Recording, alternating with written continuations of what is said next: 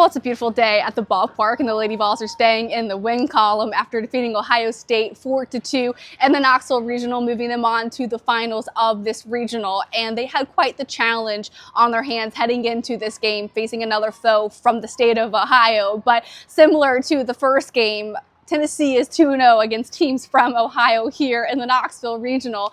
But Ohio State was going to be a bit more of a challenge than what Miami of Ohio was going to be able to give them, namely because Ohio State leads the country in home runs, they lead the country in RBIs, and they only strike out about 5.3 times a game. So you want to talk about pressure being on your defense, it was going to be in this game. But the defense absolutely responded and handled and stifled Ohio State to the best of its ability. They've only been held to 2 runs a handful of times. They've only been shut out once this entire season, and that came back in April against UCLA in Game 2 of their weekend series. So when you look to what Carlin Pickens was going to have to do in consecutive starts, it was really going to have to be one, especially on defense, from what she was able to give the team. And for an Ohio State team that only averages 5.3 strikeouts a game, well, she got to about that mark in the 4th inning, getting to 6. And you could see by the 4th strikeout that those emotions were starting to really peek through for Carlin Pickens. And it is a little bit windy here, but you'll put up with it because the Lady Vols are still winning. And of course, we are still outside Sherry Parker Lee Stadium following the Knoxville Regional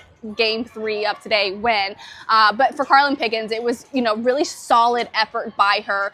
At the end of it, she threw 105 pitches. About 75, 76 of them went for strikes. So by the end of it, 71% of her total pitches today went for strikes. And similar to Game 1, when you get in a bit of a pickle, Karen Weekly says you don't pull out your starting pitcher. You don't pull out Carlin Pickens in those games. She's like, I learned that lesson back against UCLA. Well, there were a couple of times in this game where the defense and Carlin Pickens are really going to need to buckle up and lock in those moments. And again, it started early. You could see it in the 2nd inning where they were trying to get on a couple of runners, but it was strikeouts and good defense that ended up ending that there. You saw that in a double play, in fact, from Taylor Panel tagging out at 3rd and then throwing an absolute dart to McKenna Gibson at first base to get that out there. And Karen Weekly highlighted how proud she was of Carlin Pickens today. And when you have her pitching, you're going to be totally sound. But there were a couple of errors, a couple of mistakes, mental lapses on defense. Namely, you could probably think towards the end of the game in the 6th inning where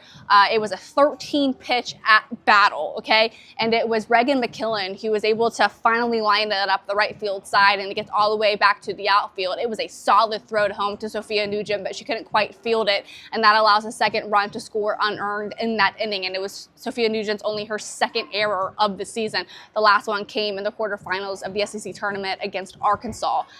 All right, so I guess that kind of happens. You're playing a really clean game. You got to move on. But then it's in the 7th inning, and what would be a routine pop-up kind of out, you have 3 Lady Vols in the area, and they just weren't able to come up with the ball. Karen Weekly will say after the game that it was really sunny. The sun was certainly a factor. I think, too, communication was probably a factor. Like, he was going to get that ball. You had 3 Lady Vols within a foot of where the ball ended up landing, right smack dab in the middle of them. And maybe while sun certainly was a factor and you couldn't really, see the ball in the sky, communication is huge. They were practicing that a ton ahead of the start of the Knoxville Regional too. So I think just getting back to maybe better communication could have gotten that routine out for them. But of course, a strikeout, then a fly out to left field ends that inning, and Tennessee ends up winning the game. But I think the greatest takeaway from this game was what the offense was able to do. So much we've seen maybe the offense not complementing what Carlin Pickens and sometimes the defense does. And they were able to do that with small ball in particular.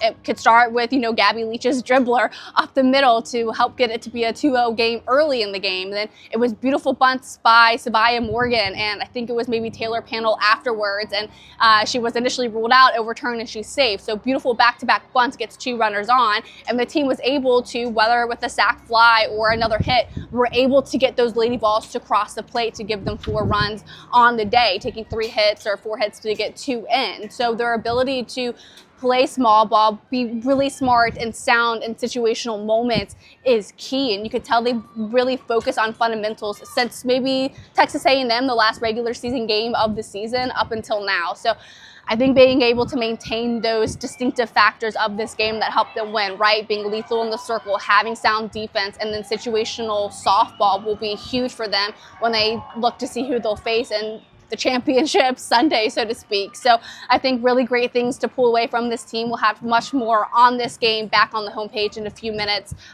to hear from Karen Weekly and from Ohio State as well. But yeah, the team really proud of themselves, and deservingly so. It was a solid win for the Lady Vols today at Sherry Parker Lee Stadium. We'll have much more on this team and Tennessee baseball coming up this week.